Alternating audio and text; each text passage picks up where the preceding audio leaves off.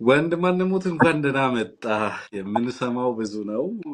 እንግዲህ 4 ጊዜ ነው ዛሬ ርዕሳችንን የቀየር ነው። ይሄ ነገር በሰበር ይሰራ ወይስ በኖርማል ወቅታዊ ፕሮግራሙን የስልክ ውይይት ነው የምናቀርበው ወይስ ምንድን ነው የምንሰራው?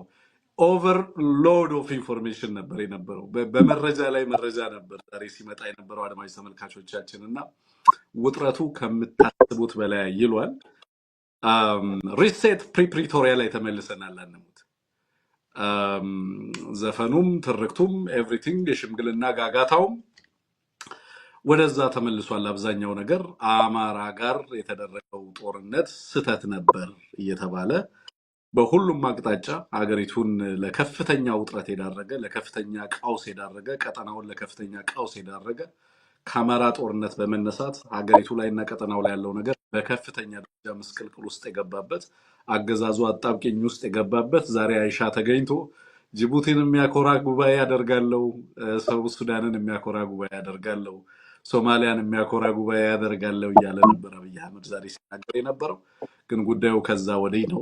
አዲስ አበባ ላይ ምን እየተካሄደ ነው፣ እነማን ናቸው፣ ምንድን ነው እየተደረገ ያለው የሚለውን ነገር ዛሬ በስፋት ለአድማጭ ተመልካቾቻችን የምናደርሰው ነው። አንሙት የኦህዴድ ውጥረት ላይ ነው ቆይታ የምናደርገው ዛሬ። ከዛ በፊት ግን ሌላ የምታደርሰን መረጃዎች ካሉ በተለይ የዚህ የምርጫን በተመለከተ አንሙት ሰሞኑን ስናነሳ ነበር።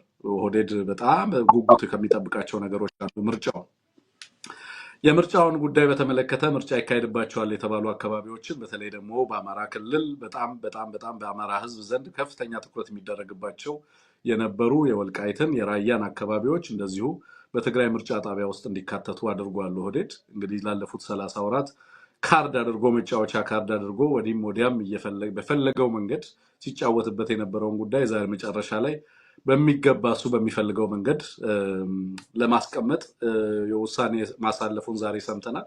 ጠዋት ላይም እንደዚህ አይነት ዜናዎች መረጃዎች በብዛት ስንሰማ ነበር የነበረው። እሱ ላይ ትንሽ የተወሰነ ሀሳብ ልትሰጠን ትችላለህ? የፋኖን ተጋድሎ በተመለከተም እንደዚሁ ሀሳብና አስተያየቶች፣ በየአካባቢው ያሉ ተጋድሎዎች ምን ይመስላሉ? በተለይ በሰሜን ወሎ ከፍተኛ ውጥረት ነው ያለው። ውጊያዎችም በርካታ አካባቢዎች ላይ እየተደረጉ ነው ያሉት። በነገራችን ላይ ትላንት አንሙት የ4 ቀናቶች ቆይታን በተመለከተ የደረሰኝ ሪፖርት አለ። እሱን ሪፖርት በተመለከተ የተወሰነ መረጃ ላጋራ ለአድማጭ ተመልካቾቻችንም እንደ መግቢያ ላይ ያገለግል ይችላል ብዬ አስባለሁ። የሳምንቱን እንግዲህ የጦርነት ውሎ እና የአውደ ውጊያ ውሎ በተመለከተ ማለት ነው። አንተም የተመለከትከው ሊሆን እንደሚችል እገምታለሁ። እንግዲህ እስከ ጃንዋሪ 30 ድረስ የነበረው ማለት ነው። ኦኬ እሱን ሪፖርቱ ለአድማጭ ተመልካቾቻችን ላጋራ። ከ23 ከ29 ጃንዋሪ ድረስ የነበረውን ጦርነት በተመለከተ 53 ጦርነቶች ተካሂደዋል። ከነዚህ ጦርነቶች ውስጥ 66 በመቶ የሚጠጋው ጦርነት የተደረገው በአማራ ክልል ነው። ከ80 ጦርነቶች 53ቱ ጦርነት የተደረገው በአማራ ክልል ነው። ሌሎች አካባቢዎች የተለያዩ ግጭቶች አሉ። በቤኒሻንጉል ጉሙዝ፣ በሶማሌ ክልል፣ በኦሮሚያ ውስጥ፣ በትግራይ እና በሌሎች አካባቢዎች ላይ እንደዚህ አሉ። ግን 53ቱ ውጊያ ዛሬም 66 በመቶ የሚጠጋው ሀገሪቱ ውስጥ የሚደረገው ውጊያ ሙሉ ለሙሉ ኦልሞስት ማለት በሚያስችል ከግንብ ኦልሞስት ትልቁን ላይን ሼር የያዘው የአማራ ክልል ውጊያ ነው። አሁንም ዛሬም መረጃዎች ተመሳሳይ እየደረሱን ያሉት በበርካታ አካባቢዎች ላይ ማለት ነው። እና ከዚህ ጋር የተያያዘ የምትነግረን ነገር ካለ እሱን እንድትነግረን። ትላንት የነበሩ በሰበር ይዛቸው የገባቸው መረጃዎች አሉ። እነሱ ላይም ሀሳብ አጋራና ዛሬ ኤክስክሉሲቭሊ በምንቆይበት ጉዳይ ላይ ነው ቆይታ የምናደርገው። ልክ ነው እንዳልከው በትናንትናም ምሽቱን በመረጃ ሰዓት አቅርበናቸዋል። በጣም በርካታ አካባቢዎች ላይ በተለይ ምስራቅ አማራ ቀጠና ላይ በጣም ሰፊ አውደ ውጊያዎች ነው የነበሩት። በመቶዎች ያገዛዙ ኃይል የተደመሰሰበት መረጃ ስናቀርብ ነው የነበረው። ውጊያዎቹ በሁሉም ግንባር በሁሉም አቅጣጫ እንደቀጠሉ ናቸው። እንደምታውቀው እንግዲህ የዚህ አገዛዝ በጣም ከፍተኛ ኃይል በየወረዳዎቹ በጣም ስትራችድ ሆኖ ተወጣጥሮ ተበትኖ ያለ በመሆኑ ይብዛም ይነስም በየቀጠናው በየወረዳው የሰብአዊና ቁሳዊ ጉዳት የሚያደርሱ ውጊያዎች እንደቀጠሉ ናቸው። አንዳንድ ጊዜ የመረጃዎቹ ተመሳሳይነት የአቀራረብ ተመሳሳይነት ሰዎች የተለየ ትኩረት እንዳይሰጡት ሊያደርግ ይችላል። ነገር ግን ውጊያዎቹ ልክ አሁን ያቀረብከው አይነት ዳታዎች መረጃዎች እንደሚያሳዩት በሁሉም አቅጣጫ በስፋት የሚካሄዱ ናቸው። የሀገሪቱ ከፍተኛ ኃይል 10-11 እዝ አማራ ክልል ያለ እንደመሆኑ ይሄ ኃይል ደግሞ በየወረዳው የተበተነ እንደመሆኑ በአገሪቱ ላይ የተካሄዱ ግጭቶችን የተመለከቱ ሳምንታዊና ዕለታዊ ግጭት መረጃዎች እዛ ላይ ማተኮራቸው የማይቀር ነው። አማራ ላይ መብዛታቸው የማይቀር ነው።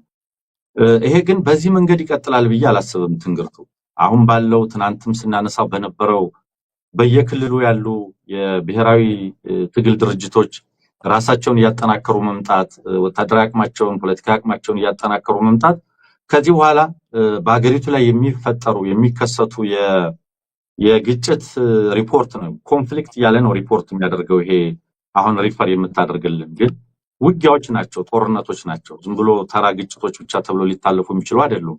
ድሮኖች ተነስተው የሚያደርጉት ውጊያ፣ የድሮን ተኩስ፣ የሚሳይል ተኩስ፣ የመድፍና የታንክ የቡድን መሳሪያዎች የሚካሄድበት ነው። እንዲህ ያለው ውጊያ ዝም ብሎ ግጭት ብሎ እንደ ተራ ነገር ማለፍ እነዚህ የዲፕሎማሲያዊ ሪፖርቶች ዲፕሎማቲክ ሪፖርቶች የሚጠቀሙበት ቋንቋ ካልሆነ በስተቀር ግልጽ የሆነ ጦርነት ነው። ነገር ግን ይሄ ሪፖርት አሁን በምታቀርበው ልክ 66% አማራ ክልል 70% አማራ ክልል እያለ የሚቀጥል አይመስለኝም። አንደኛ ክስተቶቹ ቁጥራቸው እየጨመረ ይሄዳል። ሁለተኛ በየክልሉ የሚደረጉት ውጊያዎችና ወይም በሪፖርቱ ቋንቋ ኮንፍሊክት ሪፖርቶቹ እየጨመሩ ነው የሚሄዱት። አፋሮች ወደ ሙሉ መከላከልና ማጥቃት ሲገቡ፣ ሶማሌዎች ወደዛ ሲገቡ፣ ሌሎች አካባቢዎች ያሉ ታጣቂዎች ወደ እንደዚህ አይነት ጉዳይ ሲገቡ የግጭት ቁጥሮችን እየጨመሩ መምጣቱ የማይቀር ነው። ይሄ የድርሻውን የአማራውን ድርሻ ሊቀንሰው ይችላል በፐርሰንቴጅ በመቶኛ ስናሰላው እንጂ የሚደረገውን ውጊያ ቁጥር ይቀንሰዋል ወይም ውጊያው አነሰ ለማለት የሚያስችል አይደለም እና በዛ ደረጃ የሚቀጥል ነው። አገሪቱ ላይ እየተባባሰ እንጂ የተሻሻለ ያለ ነገር ባለመኖሩ እነዚህን የመሰሉ ሪፖርቶች ተጠናክረው ነው የሚቀጥሉት። የወንጀል ሪፖርቶች አሉ፣ ሌሎችም በርካታ ሪፖርቶች አሉ። ቀጠናዊ ትርምሱ የምታውቀው ነው። ስለዚህ የዓለም አይኖች የሀገራት አይኖች እዚህ ቀጠና ላይ ናቸው ያሉት። ስለዚህ ከዚህ አኳያ ሪፖርቶቹ ትንሽ የሚሆን ትልቅ ለህዝብ ይፋ መሆናቸውን ይቀጥላሉ ብዬ ተስፋ አድርጋለሁ። በፋኖ በኩል ግን በሁሉም አቅጣጫ አውደ ውጊያዎች እንደቀጠሉ ናቸው። የጦርነቱ ማዕከል የስበት ማዕከል ሆኗል። እንግዲህ ላለፉት 3 ዓመታት ማለት በሚቻል ደረጃ አማራ ክልል ላይ ነው ከፍተኛ ውጊያ እየተደረገ ያለው። አገዛዙም እና ያገዛዙን አብዛኛው ቋንቋውን ያደበላለቀው በየአቅጣጫው ላይ ለሚፈጠሩ ትርምሶች ሁሉ እንደ ምክንያት ተደርጎ ሊወሰድ የሚችለው በዋናነት አማራ ላይ የታወጀው ጦርነት ነው። እያንዳንዱን ነገር እያናጋ ያለው፣ እያንዳንዱን ነገር እያቃወሰ ያለው። ዛሬ እንግዲህ አንሙት በቀጥታ ወደ መረጃችንን ወደ ማድረስ ነው የምናልፈው። ዛሬ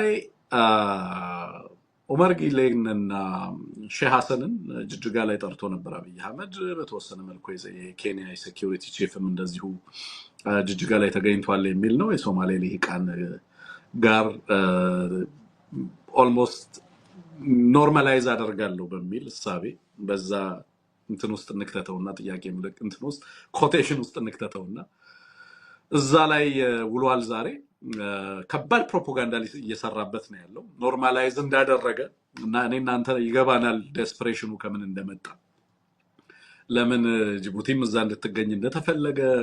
የኬንያው ቺፍ እንኳን በተደጋጋሚ የትም ቦታ ላይ ሊገኝ ይችላል፣ ግን ደግሞ የሼህ ሐሰንን እና ኡመር ጊሌን ወደ ጅጅጋ ማምጣት ትናንትናና ከትናንት ወዲያ በሚዲያዎቹ ዘንድ ሲደረግ የነበረውን ዘመቻ ተመልክተ ከሆነ የጦርነቱን ትርክት በተመለከተ በዋናነት የትግራይ ኃይሎች ማጥቃት ሲጀምሩ በአፋርም በሌሎችም አካባቢዎች ላይ መንቀሳቀስ ሲጀመር በዋናነት የኤርትራ ኃይሎች አብረው ተቀላቅለው ገብተዋል። በርካታ የኤርትራ ክፍለ ጦሮች በአፋርም በኩል በሌሎችም አካባቢዎች የኤርትራ ጦሮች ገብተዋል የሚል ነገር በጣም በከፍተኛ ደረጃ በሁሉም ኦልሞስት ሁሉም መንግስት በሚደግፋቸው የፕሮፓጋንዳ ማሽነሪዎች ሁሉ ሲሰራጭ የነበረ ነገር ነበር። ዝም ብሎ አልነበረም የአቅጣጫ የተቀመጠው። አንሙት እንደምታውቀው ለበርካታ ምክንያቶች ነው በቀጥታ የኤርትራ ኃይሎች እየተሳተፉ ነው የሚለውን ነገር ለመፍጠር እየተፈለገ የነበረው። በቀጥታ ከኤርትራ በኩል የሚመጣ ትንኮሳ እንዲኖር በጣም ይፈልጋል ይህ አገዛዝ። አለበለዚያ ጦርነቱን ለማዋለድ የሚያስችል ምክንያት አያገኝም። ስለዚህ ኤርትራዎች እየተሳተፉ ነው ጦርነት ውስጥ የሚለውን እርግጠኝነት በህዝብ ዘንድ ያንን ትርክት በተደጋጋሚ ማስተጋባት እየተፈለገ ነው ያለው። ዛሬ ሶማሌ ክልል ጅጅጋ ላይም እነ ኡመር ጊሌ እና ሐሰን በቀጥታ የቀረበላቸው ጥያቄም ገለልተኛ ትሆናላችሁ ነው። ከኔ ጋር ተሰለፉ ማለት አይቻልም። ስለዚህ በሁሉም አካባቢዎች ላይ ሊፈጠር የሚችለው ግጭት በአንድ ጊዜ ኤክስፕሎድ ካደረገ ኦህዴድ ሙሉ ለሙሉ ኢንገልፍ የመደረግ እድሉ በጣም ከፍተኛ እየሆነ ስለመጣ የመከበብ እድሉ ከጊዜ ወደ ጊዜ በከፍተኛ ደረጃ እያየለ ነው የመጣው በነገራችን ላይ። ስለዚህ የገለልተኛነት ጥያቄ ለማቅረብ የተሰናዳ መድረክ እንደነበረ ነው እንግዲህ አንዳንድ ምንጮቻችን እየነገሩ ነው ያሉት። እሱ አልበቃም። እየሰማን ያለነው ከአማራ ጋር በተያያዘ ከፍተኛ የሽምግልና ርብርብ፣ ሰፊ የሽምግልና ዝግጅት እየተደረገ እንዳለ ነው የሰማነው። አንድሙት በጣም የገረመን ነገር ሽምግልናው በአንድ ቦታ ላይ የተወሰነ ብቻ ፋኖን ብቻ ታርጌት ያደረገ ሳይሆን በጣም በርካታ ሰፊ በአማራ ትግል ውስጥ ከፍተኛ ተጽዕኖ ይፈጥራሉ የሚባሉ በርካታ አክተሮችን ያካለለ ሽምግልና ኢቭን የተጣሉ ብአዴኖችንም ጭምር በሽምግልና አድሬስ ለማድረግ እየተሞከረ የኦህዴድ ቬትራኖች የደርግ ቬትራኖች ከባድ ርብርብ እያደረጉ ሀገርን እናድን ከባድ ጥፋት መጥቶብናል እየተባለ ነው ያለው። ስለዚህ እሱ ላይ ነው ዛሬ ቆይታ የምናደርገው ማለት ነው። እሱ መረጃ እናደርሳለን። እነዚህ ሽምግልና ሂደቶች ኦህዴድ ሽምግልና ለምን ይጠቀመዋል፣ ኦህዴድና ሽምግልና ምን ማለት ናቸው የሚለውን ነገር ግን ሳናነሳው በምንም መንገድ እነዚህ መረጃዎች አናጋራም። ኦህዴድ ሽምግልና የሚጠቀመው መቼ ነው? ለምን ዓላማ ነው ወደ ሽምግልና የሚገባው? በሽምግልና የሚያምን በፈረመው ውል የሚገዛ በህግና በስርዓት የሚመራ ስብስብ ነው ወይ አንሙት? ወደ እንደዚህ አይነት ዴስፐሬሽን ውስጥ የከተተውስ ምንድን ነው የሚለውን ነገር ብናነሳ ጥሩ ነው። ዛሬ ጅቡቲንም ወዳጅ አድርጌያለሁ ባይ ነው። ሶማሊያን ወዳጅ አድርጌያለሁ ባይ ነው። በርካታ ውጥረቶችን ነው ስንመለከት የነበረውና ከነዚህ እንነሳ። የአማራው ጦርነት በርካታ ነገሮችን ቀያይሯል። አትግባ ሲሉት ገባ፣ አታደርገው ሲሉት አደረገው። በኋላ ላይ ምላጭ አስዋጠው ነው እየሰማን ያለነው ነገርና ምንድነው ከዚህ ጋር ያሉ ነገሮችን እንዴት ተመለከታቸዋለህ አንሙት? ከዛ በኋላ ሽምግልና ላይ የኦህዴድ አቋም ሽምግልናን በተመለከተ ምንድነው የሚለውን እናደርስና አሁንስ እየተደረገ ያለው ርብርብ በየትኛው አግባብ የሽምግልናውስ ሚና ከዚህ በኋላ ምን ሊሆን ይችላል የሚለውን ነገር በደንብ እናነሳዋለን።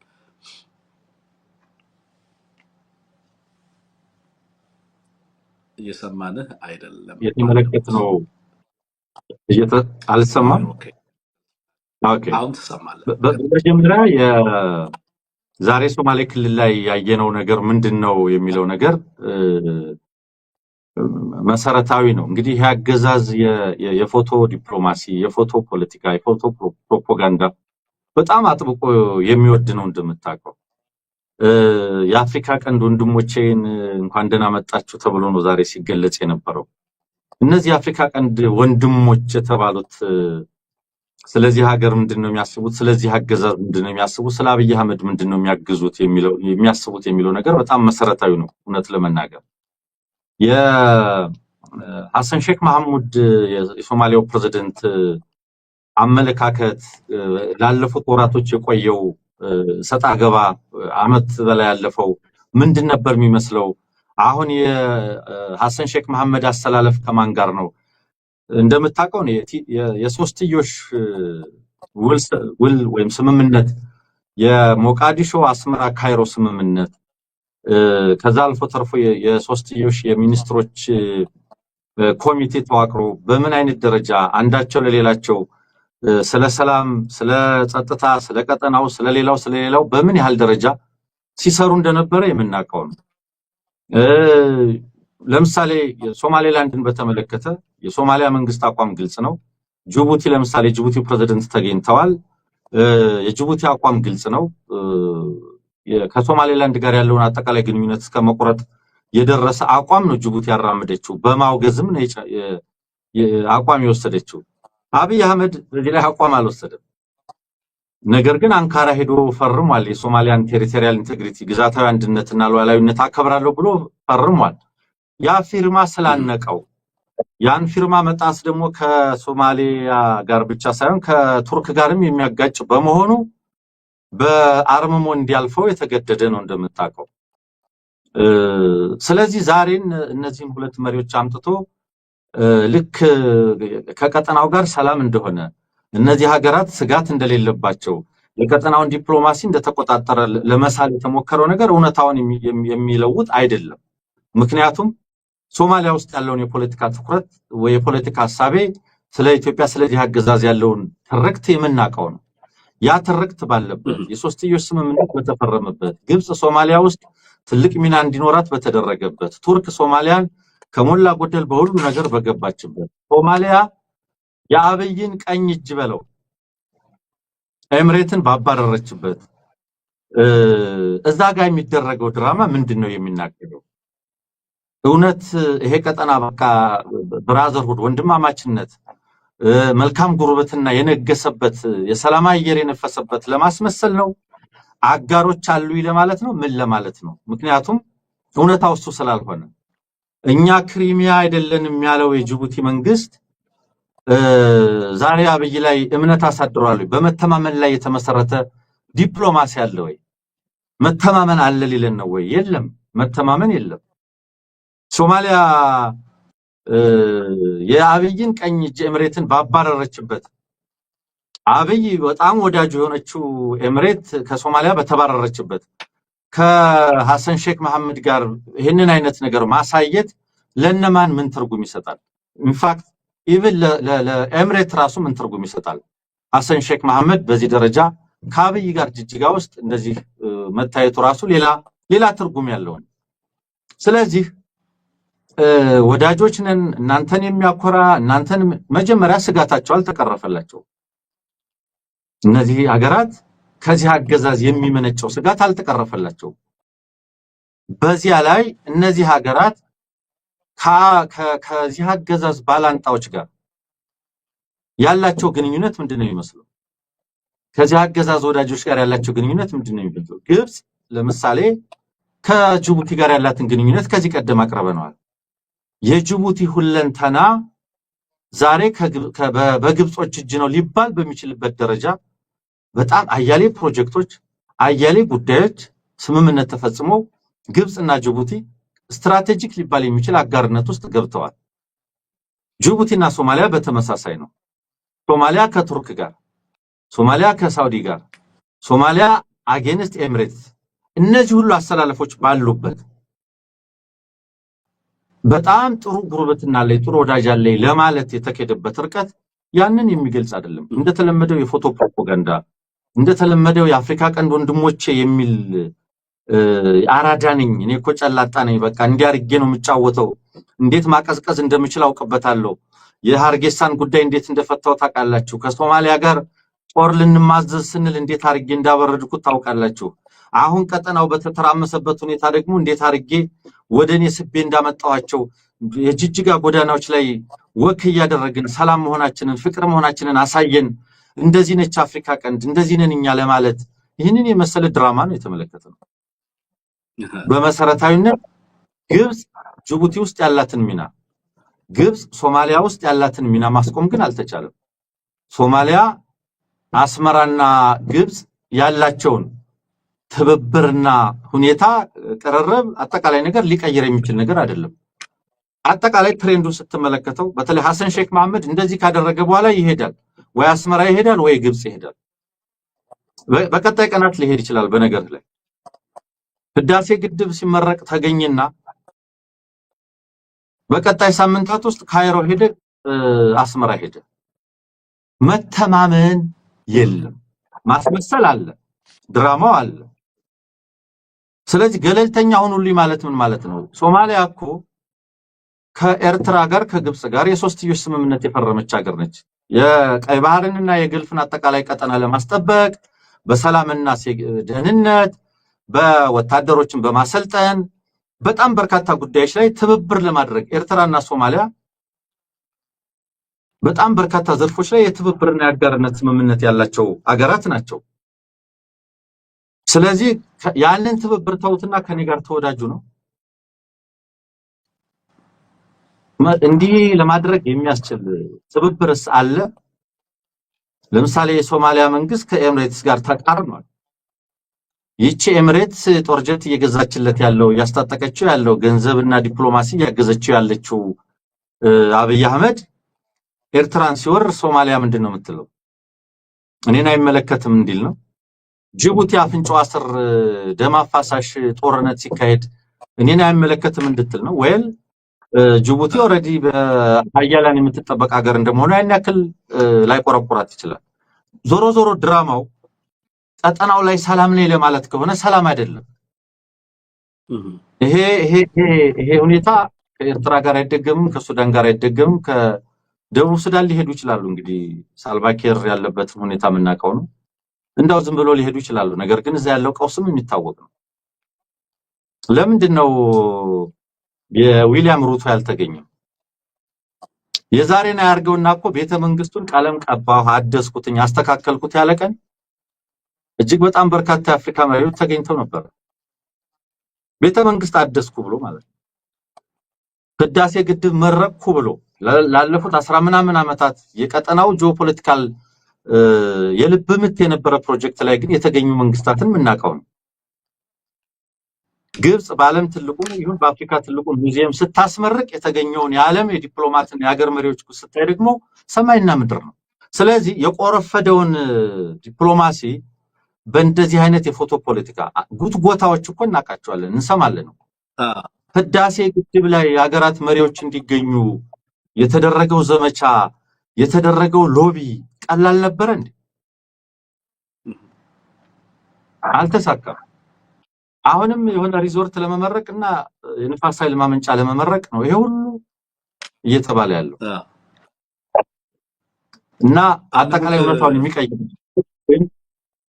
እንዳልከው የዚህ ሁሉ ምንጭ የውስጥ ቀውስና የውጭ ቀውስ ስለሆነ ድራማዎችን መስራት እነዚህን የመሰሉ ማኖቨርስ በደንብ አድርጎ መተወን በጣም ጎበዞች ናቸው።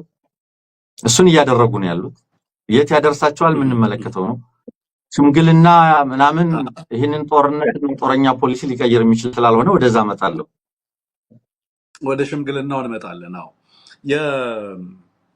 የጅጅጋው እንግዲህ አጠቃላይ ያለንን እዚህ ቀጠናው ላይ ካሉን የመረጃ ምንጮቻችን ያገኘናቸው መረጃዎች አብይ አህመድ ጅጅጋ ላይ እነዚህን አካላት እንደሚያገኛቸው ስንሰማም መጀመሪያ ላይ የነበረን እምነት ከትናንትና ከትናንት ወዲያ የነበረውን ትሬንድ ዝም ብሎ ሚዲያውን በማየትም የውስጥ መረጃ ምንጮቻችንን ኮንሰልት በማድረግ የምናገኛቸው የነበሩ መረጃዎች በዋናነት ጦርነቱን ሪጂናላይዝ ማድረግ ፍላጎት ነበር የነበረው።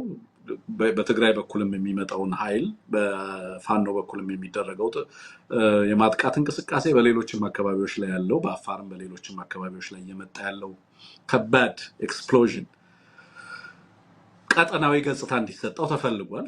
ሙሉ የሚዲያ ትርክቱና ቁጥጥሩ በዛ መንገድ የተቃኘ ነበር።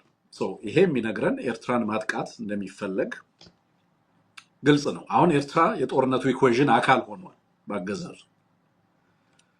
እንደውም በጣም ግልጽ እየሆነ የመጣው ነገር ጦርነቱን ቀጠናዊ ማድረግ ባገዛዙ እጅግ የሚፈለግ ጉዳይ እንደሆነ ግልጽ ሆኗል። ለምን ይፈልገዋል የሚለውን ነገር እንደውም ሰፊ ትንታኔ በሰጥበት ደስ የሚለኝ ጉዳይ ነው። ለምን ቀጠናዊ እንዲሆን ይፈልጋል ጦርነቱን የሚለው። አብይ አህመድ የገጠመው ጂኦፖለቲካል ክራይሲስ አይደለም። የአብይ አህመድ ፕሮብለም የአማራ ፕሮብለም። ኢትዮጵያ የገጠማት ችግር የጂኦፖለቲካዊ ቀውስ አይደለም። ኢትዮጵያ የገጠማት ፈተና የአማራ ፈተና፣ አማራ ላይ ያወጀችው ጦርነት ያመጣው መዘዝ ነው። ሁሉም ቀጠናው ላይ የምትመለከታቸው ትርምሶች ሁሉ ያንን ለማደብዘዝ የሚደረጉ ፍትጊያዎች እንደሆኑ ትመለከታለህ። ለምሳሌ የጅቡቲ እንዴት ይመለከቱታል እነ ጅቡቲ ዛሬ? በነገራችን ላይ ዛሬ የሶማሌ ልሂቃን ኦህዴድ ላይ ሲስቁ ያመሹበት ዕለት ነው።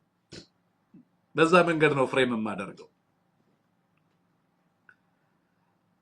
የሶማሌ ልሂቃንን ነው በአንድ ቦታ ላይ ጅጅጋ ላይ ለመሰብሰብ ጥረት ሲያደርግ የነበረው ኦህዴድ። ጅቡቲ፣ ሶማሊያ ምናምን እንላለን እንጂ አብዛኞቹ ያው በተለያየ ቦታ ላይ ያሉ በተለያዩ ሀገራት ያሉ የሶማሌ ልሂቃን ናቸው ጅጅጋ ላይ እንዲሰበሰቡ የተደረገው። የኦህዴድ ተማጽኖም ገለልተኛ ሁኑልኝ፣ ገለልተኛ ሁኑልኝ። በተለያየ አቅጣጫ ሊሰነዘር የሚችል ነገር እየሰፋ ነው የመጣው። በነገራችን ላይ ገና ከመጀመሪያው ጀምሮ አብይ አህመድ ወደ ስልጣን ሲመጣ ጀምሮ ከፍተኛ ተቃውሞ የገጠመው ከሶማሌ ልሂቃን ምታስታውስ ከሆነ የመጀመሪያ ጉዞውም ወደ ጅጅጋ ነበር የነበረው። ምታስታውስ ከሆነ አንሙት ሁለተኛ ጉዞው ነበር ወደ ትግራይ የነበረው። ባለፉት 3 ዓመታት ሶማሊያ፣ ጅቡቲ፣ ሶማሌላንድ ሌሎችም ዲፋክቶ የሶማሊያ ግዛቶች የነበሩት እነ ጁባላንድ እነ ፑንትላንድ ያስተናገዷቸው ቀውሶች በቀጥታ ከኦህዴድ ስልጣን መያዝ ጋር የተገናኙ ናቸው። ጅቡቲ ዛሬ ስትራግል እያደረገች ያለችው ፍሩድ ከሚባል ፎርስ ጋር ነው። አንሙትም እንደምታውቀው ፎርስስ ፎር ሪስቶሬሽን ኦፍ ዩኒቲ ኤንድ ዴሞክራሲ የሚባለው የአፋር ኃይሎች ስብስብ ትልቁ ፈተናዋ ሆኗል ጅቡቲ ላይ። ጅቡቲ ያለፉት 3 ዓመታት የነበረባት የህልውና ስጋት፣ የሴኩሪቲ፣ የውስጥ ሴኩሪቲ፣ የሉዓላዊነት ሶማሊያም ጭምር የገጠማቸው ፈተናዎች ሁሉ በዋናነት ከአብይ አህመድ የሚቀዳ ነው። ከአብይ አህመድ ፖሊሲ የሚቀዳ ነው። አገገሙ ማለት አይቻልም። አሁን ከዛ ቀውስ እዛ ቀውስ ውስጥ ሆነው ነው ጅጅጋ የተገኙት። አለመገኘት አይችሉም። በጣም ይፈልጉታል መድረኩን። አብይን አይደለም የሚፈልጉት፣ መድረኩን ነው የሚፈልጉት። ለምን? ኢንተርናል ክራይሲስ አለባቸው።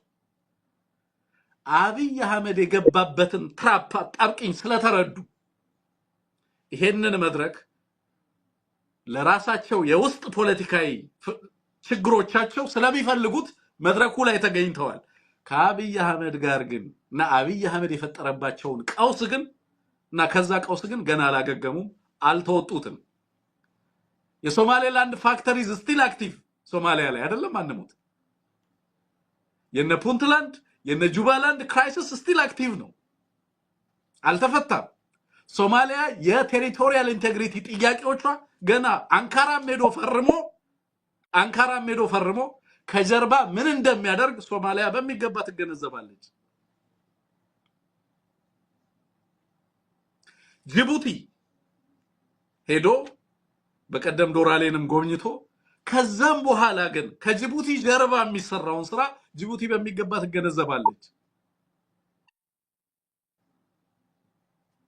እነዚህ ኃይሎች ልክ ኢትዮጵያ ውስጥ ሌሎችን አክተሮች ኢትዮጵያ ውስጥ ለምሳሌ አማራውንና ትግራዩን እንደፈለገ እንደከረምቡላ ድንጋይ ሲጫወትባቸው እንደከረመው በሶማሌ ልሂቃን ላይ እንደዚህ መጫወት የሚችልበት እድል የለውም። ኦህዴድ እያስጣሉት ነው ካርዱን። ግን የሁሉም ኦህዴድ በእንደዚህ አይነት አጣብቂኝ ውስጥ እንዲገባ ያደረገው ትልቁ መሰረት አማራ ነው። ኤርትራን ለአሰብ አይደለም አብይ አህመድ የሚደግፈው። የመጀመሪያው ትሬት ኤርትራ ላይ ዛቻ የመጣው አማራን ትደግፋላችሁ። ሰሞኑን አልቡርሃንንም ጭምር ወደ አማራት ክራይሲስ ውስጥ ስቦ ለማስገባት ከባድ ስራ ሲሰራ ተመልክተናል። እየመጡ አልቡርሃን የራሱ በርካታ ፈተና ያለበት ሰው ትላንት ስናነሳው ነበር። አማራን ይደግፋል እንዲባል ሲደረግ ነበር የነበረው። የአጠቃላይ ኦህዴድ የገጠመው የሪጅም ሰርቫይቫል እና የስቴት ኮንቲኒቲ ችግር የሚቀዳው አማራ ላይ ካወጀው ጦርነት ነው። ቅድም እንዳልኩ ነው፣ ስለታማ ምላጭ እንዲውጥ ያደረገው አማራ ነው ኦህዴድን። ዛሬ ጅጅጋ ላይ ሄዶ አይሻ ላይ ያስመረቀው ኤሌክትሪክ ተሸጦ ሶማሊያንና ጅቡቲን ስለሚጠቅም የሶማሊያን የማሪታይም ክራይሲስ የቴሪቶሪያል ኢንቴግሪቲ ችግር ስለሚቀርፍ ወይ ጅቡቲ የገጠማትን ችግር ስለሚቀርፍ አይደለም። ኢኮኖሚክ የሴኩሪቲ እና ሌሎች የማሪታይም ሴኩሪቲ እና ሌሎች የሉዓላዊነትና ሌሎችም ችግሮች ያጋጠማቸው ሀገራት ናቸው። እነዚህ ሀገራት በምን ምክንያት? አብይ አህመድ እና ዩናይትድ አረብ ኤምሬትስ በሚፈጽሙባቸው ጥቃት ምክንያት ያ ችግሮቻቸው ሳይቀረፍ ነው ጅጅጋ የተገኙት። የተጠየቁትም ጥያቄ የኒውትራሊቲ ጥያቄ ነው። ትንኮሳ አስበዋል ማለት ነው። ማላይ ሌላ ሀገር ላይ ፕሮባብሊ ኤርትራ ላይ ትንኮሳ ሊያደርግ የሚችልበት ሁኔታ አለ። የኤርትራውን ትንኮሳ በጣም ይፈልገዋል። ጦርነቱ ዘላቂ እንዲሆን አይፈልግም፣ ግን ደግሞ ጥቃት መሰንዘር ይፈልጋል። ውጤት ያምጣ አያምጣ ጉዳዩ አይደለም፣ ክራይሲሱን ነው የሚፈልገው። የኤርትራው ጦርነት ለምን ትቀጥላለህ? ዚላንም ቀጥል ጨርሰው ፈልጌ ነው። ምንድነው መሰለ ሊወጋ ይችላል ወይስ አይችልም የሚለው ሙግት አለ ታውቃለህ። አይ አቅሙም ዝግጁነትም የለውም የሚለው ሙግት አለ አይደለም። በአንድ በኩል አይ በሌላ በኩል ደግሞ ሊዋጋ ይፈልጋል። ይኸው ኃይሎች እየተዘጋጀ ነው። እሱም ሊዋጋ ይፈልጋል ነው። ሁለት ነገር ነው ያለው። ለመዋጋት አቅም የለውም፣ ፍላጎትም የለውም አሁን ባለው ሁኔታ እንልና በአንድ በኩል፣ በሌላ በኩል ግን አይ ሊዋጋ እየተዘጋጀ ነው። ይሄ ሌሎች አካላትንም እያዘጋጀ ነው። ለምንድን ነው አሁን አንተ ትንኮሳ ብለሃታል? ኤርትራ ላይ ትንኮሳውን ለምን ይፈልገዋል? የወደብ አጀንዳ ትርክቱ ተናግረናል። አሸማግሉን፣ አደራድሩን፣ አነጋግሩን፣ ዓለም አቀፍ መንግስታት፣ አሜሪካ፣ ቻይና፣ ሌሎቻችሁም ታውስሙን ብለናል። እምቢ ካላችሁ ይሄ ነገር ወደ ሌላ ነገር ሊሄድ ይችላል። ስለዚህ ወደ ሌላ ነገር ሊሄድ እንደሚችል ምልክት ትሰጣለህ። ተንኩሰ ሁለት ተተነኩስና የዓለምን ቀልብ መግዛት ይፈልጋል ኤርትራን በማጥቃት በዛ የመደራደር እድል ያገኛል ብሎ ያስባል። ኤግዛክትሊ ምክንያቱም ፉል ስኬል ወደ ለየለት ውጊያ መግባት ብዙ ኮስት አለው፣ ብዙ ነገር አለው፣ ብዙ ነገር ማለት ነው። ነገር ግን ዓለም አቀፍ ኃይሎች ገብተው ወደ ማደራደር እንዲመጡ ለማድረግ የምታስችል የትኩረት መሳቢያ ነገር ግን ሊያደርግ ይችላል ነው። አሁን ገለልተኛ አድርጉልን። አሁን ይሄ ድራማ ነው የምንለው ለምን መሰለ? የሞቃዲሾ መንግስት እኮ አሳምሮ ያውቃል። አብይ አህመድ ባለፈው ከእስራኤል የሶማሌላንድ እውቅና ጊዜ ጀምሮ የሶማሌላንድ መሪዎች አብይ አህመድ ጋር አዲስ አበባ እየተመላለሱ ከእስራኤል እውቅና ዋዜማ የሶማሌላንዱ ፕሬዝዳንት አዲስ አበባ እንደነበረ ከአዲስ አበባም በርካቶች ወደዛ እንደሄዱ ያውቃል፣ ይታወቃል።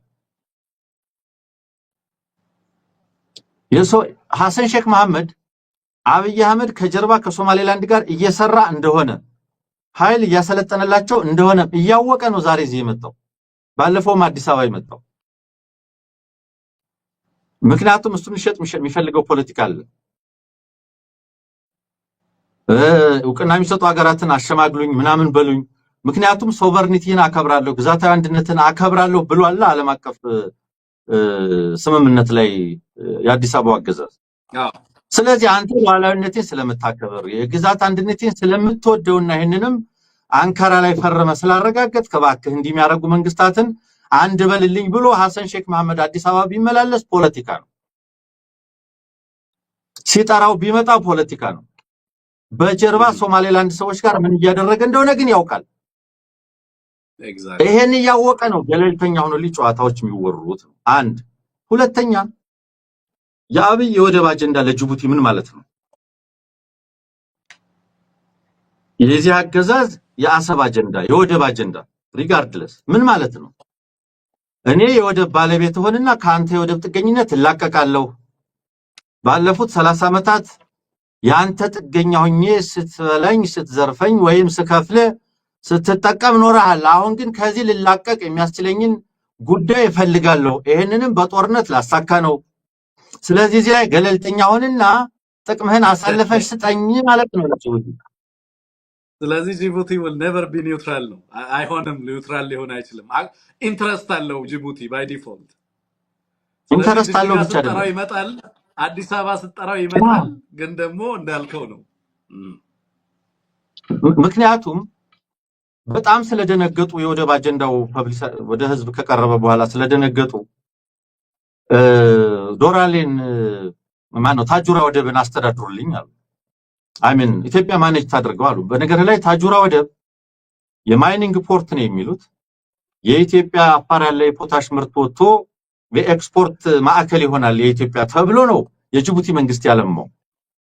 ደቡብ ዶራሌን መዛው የኦልድ ፖርቱን ጅቡቲ ያለውን እሱን አባንደን አድርገው ዶራሌ ወደብን $500 ሚሊዮን ተበድረው ያለሙትም ከኢትዮጵያ ምድር ባቡር መስመር ጋር ያገናኙትም የኢትዮጵያን የኢምፖርት ኤክስፖርት ቮልዩም ስለሚያውቁት ለመያዝ ነው። ዘኦንሊ ጌትዌይ መሆን ነው የሚፈልጉት። እንዳውም ለቁም እንስሳታችሁ ደግሞ ለብቻ ሌላ ወደብ ብለው ደቡብ ጅቡቲ ላይ ሌላ የካትል ፖርት ሁሉ ገነቡ። የፖታሽ ፖርት፣ የካትል ፖርት፣ ሌላ ምናምን መርቻንዳይዝ ፖርት። ይሄ ሁሉ አክቲቭሊ መቀጠል አልቻለም በጦርነት በሌላ ምክንያት። ስለዚህ አሁን ጭራሽ እነዚህን ሁሉ ያለማውን ሀገር እንዳውም ከናንተ ጋር አይደለም ጉዳይ ከሶማሌላንድ ጋር ወደብ ልቀበል ነው የድሮ ያጣሁትን የአስመራ አሰብ ወደብም ሊቀበል ነው ብለህ ለጅቡቲ ስትነግር በአንድ በኩል እንደ ክሪሚያ መዋጥ ሆነባቸውና ሰግተው እባክህ ታጁራን አስተዳደር ወደ ማለት ሄዱ። አላደረገውም፣ ለሳውዲ አረቢያ ሸጡ። አሁን ፖርት ወደብ ለማግኘት በማደርገው ጦርነት ውስጥ ገለልተኛ ሆኖልኝ ዲፕሎማሲያዊ ድጋፍ ስጡኝ ብለህ መጠየቅ ምን ትርጉም እንዳለው አላውቅም። ማለት ምን ማለት ነው? ለአንድ ሀገር የጉሮሯ ምንጭ የሆነውን አንደኛውን ጅቡቲ እኮ ያላት ሁለት ነገር ነው። ወደብና ጨው ነው ያላት፣ ሌላ ነገር እኮ የላት። ውሃ እንኳን ከውጭ የምታስገባ ሀገር እኮ ነች። ወደብና ጨው ነው ያላቸው፣ ሌላ ነገር የላቸውም። ይሄኛው አገዛዝ ዲፕሎማቲካሊ ሲያዘግም ዶራሌህ ላይ የተርሚናል የሎጂስቲክስ የምናምን ስምምነት ከማን ጋር ፈረሙ? ከግብጽ ጋር ፈረሙ። ዲፒ ወርልድ እኮ ጅቡቲ ውስጥ ወደብ አልምቷል፣ ወደብ ገንብቷል። የኤምሬትስ ነው ዲፒ ወርልድ። ያን ወደብ የሚጠቀምበት ይፈልጋሉ። ዶራሌህን የሚጠቀምበት ይፈልጋሉ። ታጁራንም ሌላውንም የሚጠቀምበት ይፈልጋሉ። የዚህ ትልቁ ገበያ ኢትዮጵያ ነው። አሁን ይሄ ገበያ ለወጣ ፈልጋለሁና ገለልተኛውን አግዘኝ፣ ዲፕሎማቲካሊ አብረኝሁን ምን ማለት እንደሆነ እኔ አይገባኝም። ሌሎች የታጠቁ ኃይሎችንም ይደግፋል። ስለዚህ እዛ ቦታ ላይ እነ ሐሰን ለፌስ ቫልዩ ነው የተገኙት። በተጨባጭ ማን እንደሆነ የአብይ አህመድ አገዛዝ ያውቃሉ። ቦተም ላይ ነው እሱ ልናስቀምጥ የፈለግነው ቦተም ላይ ነው። ይሄ አገዛዝ ለእያንዳንዳቸው ትሬት ነው በሚገባ ይገነዘባል። ኢንክሉዲንግ የኢትዮጵያ ሶማሌ ክልል በስጋትነት የሚመለከተው ሰሞኑን የጎሳ ግጭቶች፣ የአካባቢ ግጭቶች በየአካባቢው ነበር የነበሩት።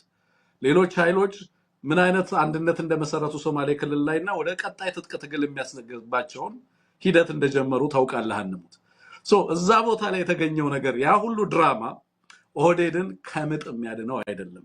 ትርምሱ ግን ለምን እንደሆነ በዛ ረገድ ይገባናል። ሌላው ዛሬ ይዘንላችሁ የመጣ ነው መረጃ ኦህዴድ ከፍተኛ ሽማግሌዎችን እያሰባሰበ ነው ያለው። እነዚህ ሽማግሌዎች በስም እንጠራላችኋለን። በጣም በርካታ የአማራ ኃይሎች ጋር ዲያስፖራው ጋር በተለያየ ቦታ ላይ እንዲላኩና አማራን በተለይ በፋኖን ጋር እንዲሸመግሉ የመጨረሻ ሀገርን የማዳን ጥሪ በሚል ከባድ ርብርብ እየተደረገ ነው ያለው። አማራ የተባለ ሁሉ በኦህዴድ ተመጦ የተተፋው ጭምር ዛሬ በሽምግልና የአማራን ድጋፍ እናገኝ በሚል በጣም ከባድ ውጥረት ውስጥ ነው ያለነው። ቀጠናዊ ጦርነት ውስጥ ልንገባ ነው። በየአካባቢው በርካታ ነገሮች እየፈነዱ ነው። ስለዚህ ከአማራው ጋር ያለውን ነገር ኖርማላይዝ ለማድረግ ሽማግሌ እንላክ ተብሎ በርካታ ኃይሎች ጋር ሽማግሌ ለመላክ ከባድ ርብርብ እየተደረገ ነው ያለው። እነዛ ሽማግሌዎች እነማን ናቸው? እነማ ጋር ነው የሚላኩት? ለምንድን ነው የሚላኩት የሚለውን ነው ለእናንተ ልናደርስ የመጣ ነው። ከዛ በፊት ግን ኦህዴድ ሽምግልና ለምን ይጠቀማል? ለኦህዴድ ሽምግልና ማለት ምን ማለት ነው? ከዚህ በፊት መቼ ነው ሽማግሌ የሚፈልገው? ምን ሲያጋጥሙ የሚለውን ነገር በደንብ ማወቅ ያስፈልጋልና እዛ ላይ አንሙት ሐሳብ እንድትሰጠን ነው የምፈልገው። እሱን ሐሳብ ታደርሰናለህ ማለት ነው። ምን ማለት ነው ሽምግልና? ያልተላከ ያልተተራመሰ እስከዛሬ ሽማግሌ የለም። እነዚህ ሽማግሌዎች ሁሉ መልካቸው አይነታቸው በጣም የተለያየ ነው። ይሄኛው ግን በአይነቱም በምኑም በስብጥሩም በጣም ለየት ያለ ሆኖብኛል። ስለዚህ እሱን እንመለከታለን። ግን ምን ማለት ነው ሽምግልና? ለምን አሁን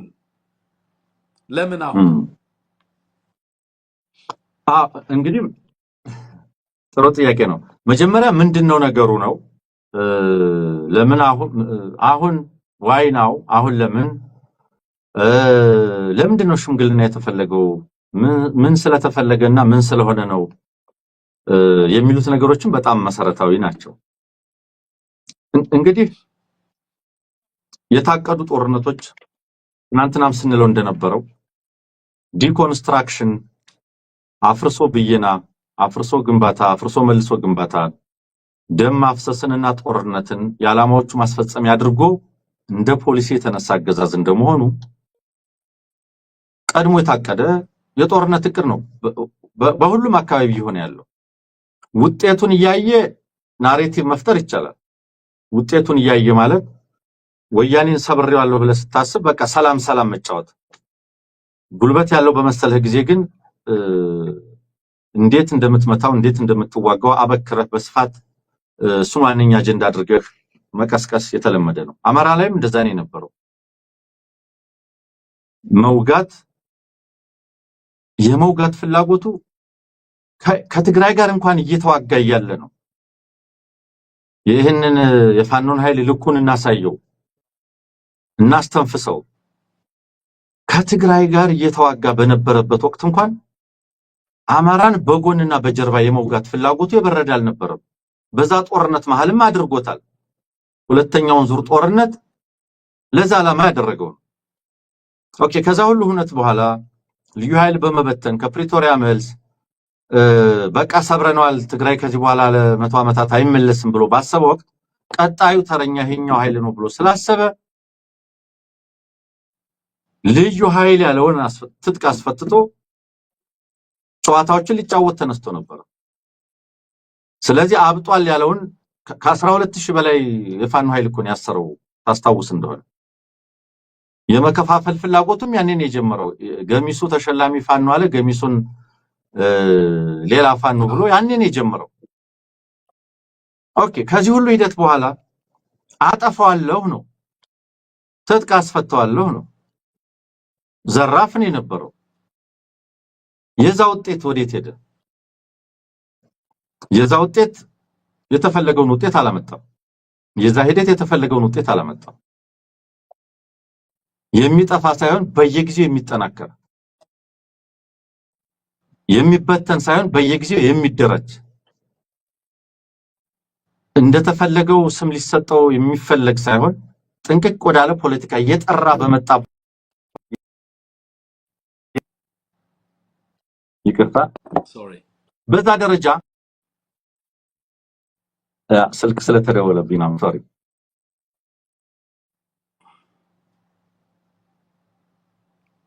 አንሙት መቀጠል ትችላለህ፣ ይሰማናል። ያ እንግዲህ እኔ ልቀጥል ወይ? እሺ ተመልሳለህ። አንሙት መቀጠል ትችላለህ። ስለዚህ በዛ ሁኔታ እንደፈለገ ትጥቅ አስፈትቶ ሊያስለቅሰው ሊሰብረው የፈለገው ኃይል በዛ ልክ አልሄድም። ስለዚህ ዝብርቅርቅርቅርቅር ያለ ናሬቲቭ ላለፉት 30 ወራት ሲያራምድ ነው የከረመው። ያ የተዘበራረቀ ናሬቲቭ፣ ያ የተዘበራረቀ ሂደት ውጤት አላመጣም። ይበተንልኛል፣ ይከፋፈልልኛል፣ እርስ በርሱ ይባላልኛል፣ ከዚህ በኋላ የትም አይደርስም፣ ፖለቲካ አያውቁም፣ ተቋም አያውቁም። ብርሃኑ እኮ ጁላ ነግሮን ነበር። የአማራ ትግል አይተነው ማናቀው ትግል ነው። እንደዚህ ያለ ትግል አይተንም ማናቅም ማለት ከኦነግም ከወያኔም ትግል ጋር እያነጻጸረ ብዙ ትርጉም ሲሰጠው ነበር። ያ ሁሉ አልሆነም። ከዛ በኋላ የመጣው ወደ ምንድን ነው የመጡት አጀንዳዎች? ከዛ በኋላ ሁለት ነገሮች ናቸው። የውጊያ ቀጠሮች በሙሉ አልሰሩም። እንደምታስታውሰው በቃ በዚህ ወር ይለቅ፣ በዚህ ክረምት ይለቅ፣ በዚህ ወር ይለቅ፣ በዚህ ክረምት ይለቅ የሚባሉት በሙሉ አልሰሩም። ለቀማ ላይ ነን፣ አጥፍተነዋል፣ ምናምን ብለነዋል፣ አልሰሩም። ከዛ በኋላ እንዳውም ወደ ላይ እንዳውም የበለጠ እየተደራጀ እንዳውም ፖለቲካ አስተሳሰቡን እያጠራ ሲመጣ ሁለት ነገር ነው ይዞ የመጣው። አንደኛው ሽምግልና የሚል ነው። ሁለተኛው ድርድር የሚል ነው። ሁለቱን በስፋት ሄዶባቸዋል። ያላደራጀው ሽማግሌ የለም። ታስታውሳለህ? ባለፈው አንስተናል። የአማራ ሀገር ሽማግሌዎች ማህበር የሚባል ጦርነቱ ሲጀመር እባክህ እናነጋግርህ ብለው በሰው በአማላጭ ሲጠይቁት ቀጠሮ አልሰጣቸውም። እምቢ ነው ያላቸው አብይ አህመድ። ደመቀ መኮንን አግኝቷቸው ከነትጥቃቸው የወጡትን የልዩ ኃይል አባላትና ወጣቶች ወደ ቤታቸው መልሱ፣ ትጥቅ መልሱ፣ ይሄንን አድርጉን ያላቸው ለሀገር ሽማግሌዎቹ። ከዛ በኋላ የሃይማኖት አባት የሀገር ሽማግሌ የምናምን በየጊዜው ሆነ። የሰላም ኮሚቴ የአማራ ክልል የሰላም ኮሚቴ ምናምን ተደራጀ። አልሰራም።